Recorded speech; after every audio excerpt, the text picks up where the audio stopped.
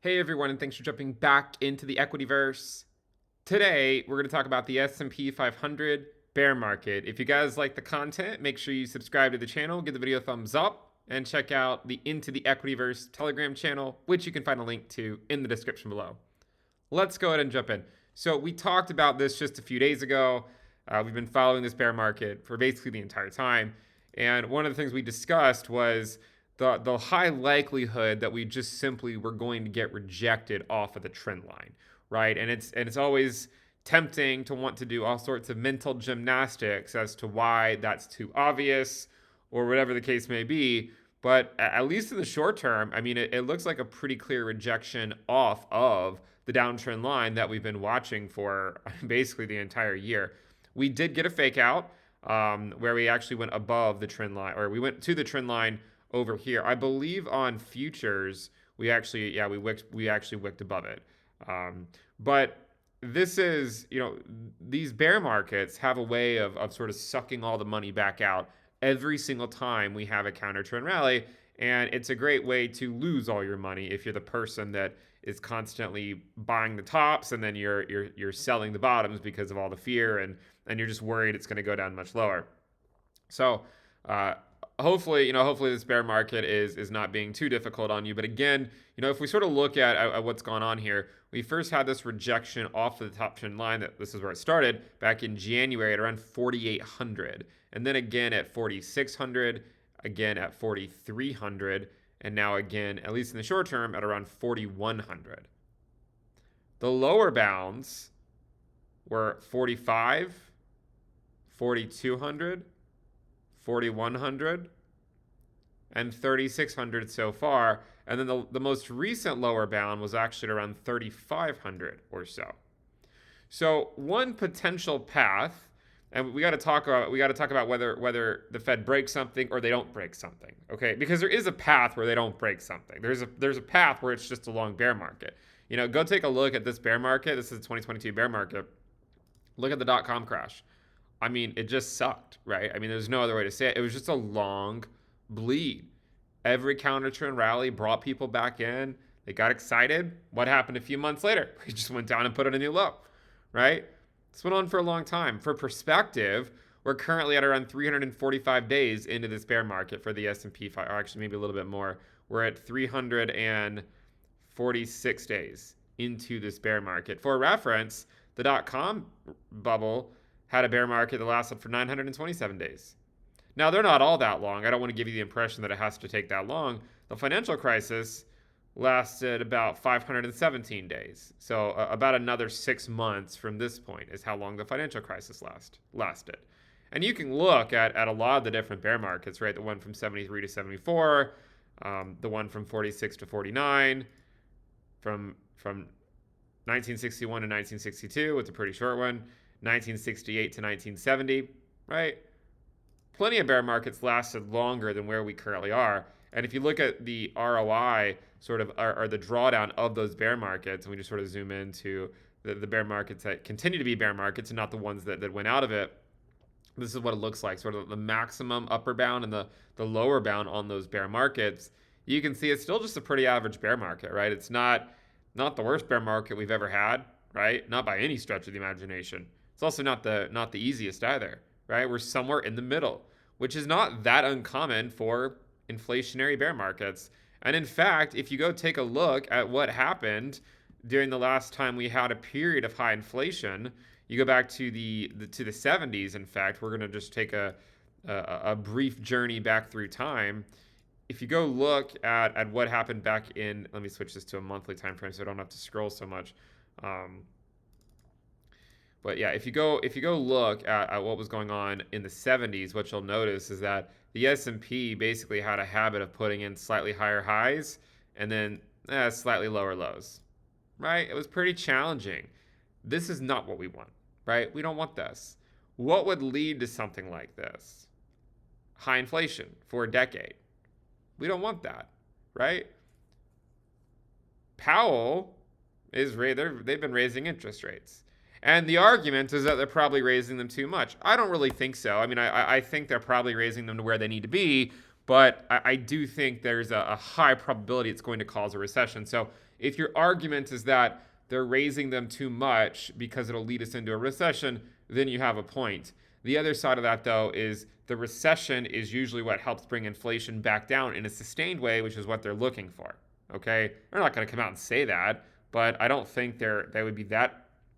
I don't think they would be that upset necessarily with a recession if it meant bringing inflation back down. I mean, Powell said as much that they want to get back to a period of economic expansion. And while the 70s and 80s were tough, once inflation was gone, we went up for a long time. And look what happened after inflation was done. We just went on another period of economic expansion that lasted, for well over a decade before we had another substantial bear market.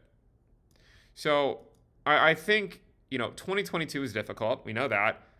2023 is probably not going to be a cakewalk. Okay. But if you go look at what's really going on right now, one of the things we should talk about is, the difference between breaking something and not breaking something by the Federal Reserve. So for instance, let's go back to this chart. So let's hide everything and let's just pull out the current bear market, right? So we'll pull up the current bear market, and what I want to do is compare it to something where, nothing really broke for a long time, like the dot-com crash, right? Something like that.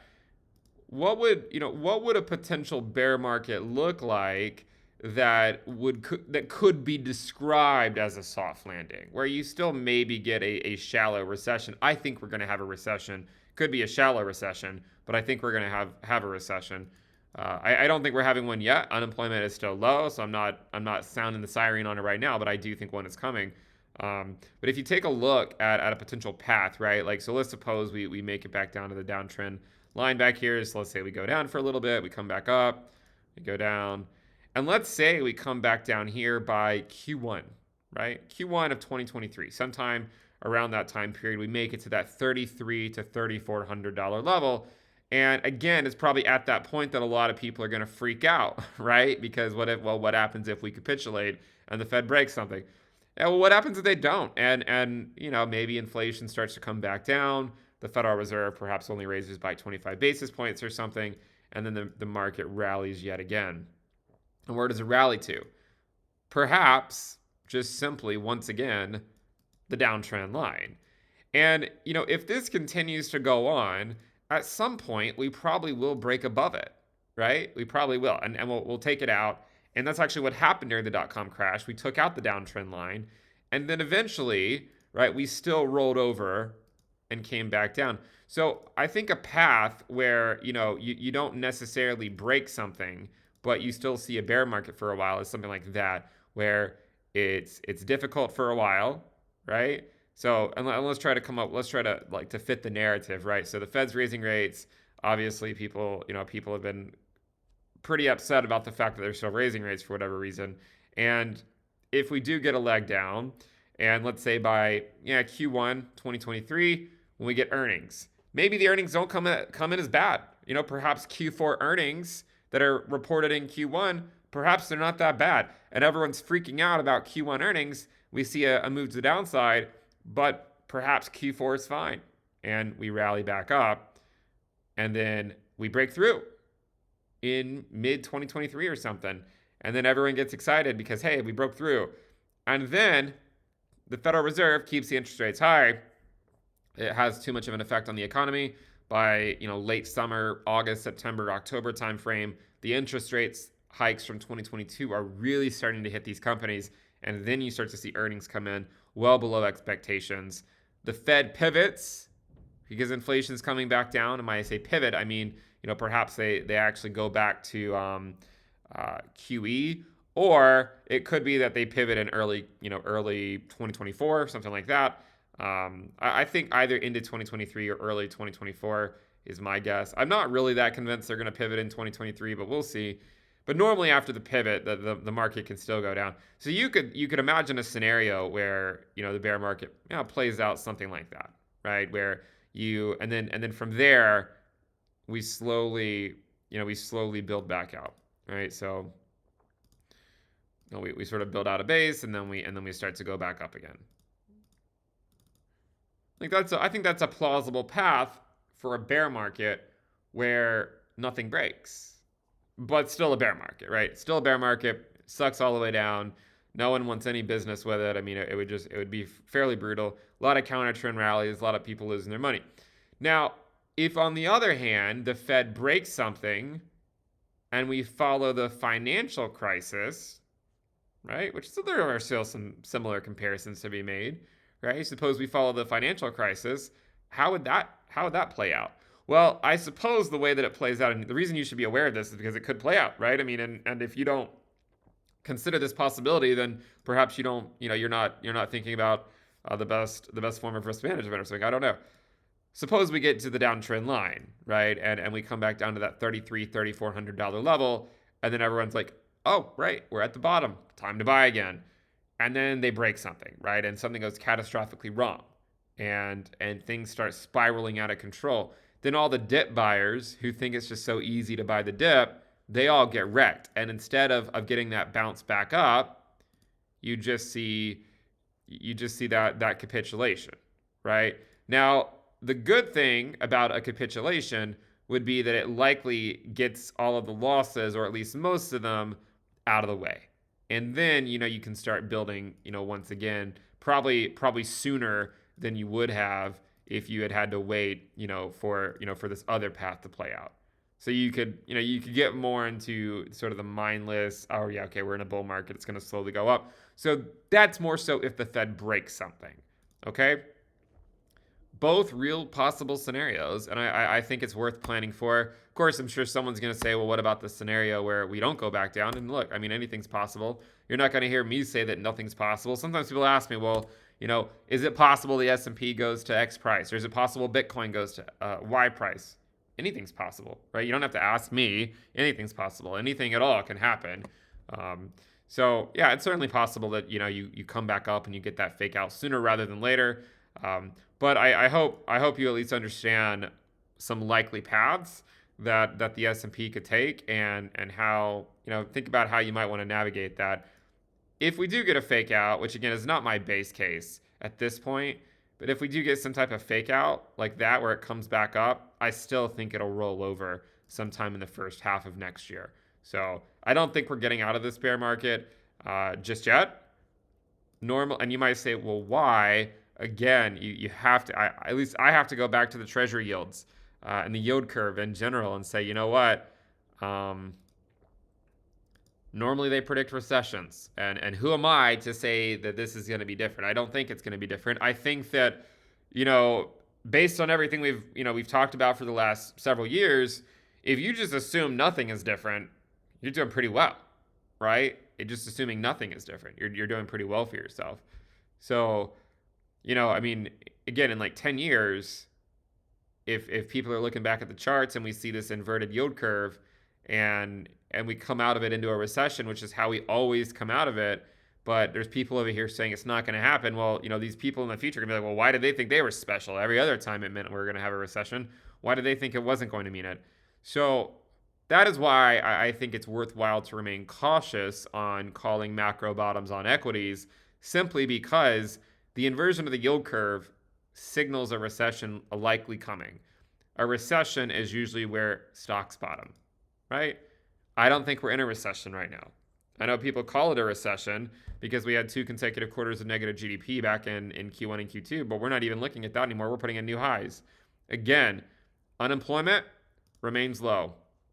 Until it goes up, no recession. Once it goes up and we have the recession and everyone starts to feel it, people are going to start calling for much lower stock prices. But by that point, the bottom's probably in, or really close to being in. So remember, markets are forward-looking. You might say, well, if they're forward-looking, how's all this that you talked about not already priced in? I don't really think a recession is priced in at this point. To be completely honest, I think earnings expectations remain relatively high for 2023. And I think that while it might take, maybe until Q2 or Q3 to recognize that, I think we eventually will get to that point where markets recognize that earnings are going to come in probably below expectations. Therefore, a recession gets priced in. The major bottom, major generational bottom, hopefully on equities, and a recession hits. everyone thinks the stock market's going to get a lot worse because then everyone feels it in the economy, but the stock market's already off on a bull market. So that's kind of where I stand right now. Hopefully this explanation makes sense. Again, I don't expect really the paths that I drew to necessarily be right. But it does at least give you some gauge as to what I'm thinking. If you guys like the content, make sure you subscribe to the channel, give the video a thumbs up. Thank you guys for tuning in. We also do have Into the Cryptoverse Premium at intothecryptoverse.com. We do have several tiers. Again, you can check that out in the description below. Check out the website. I'll see you guys next time. Bye.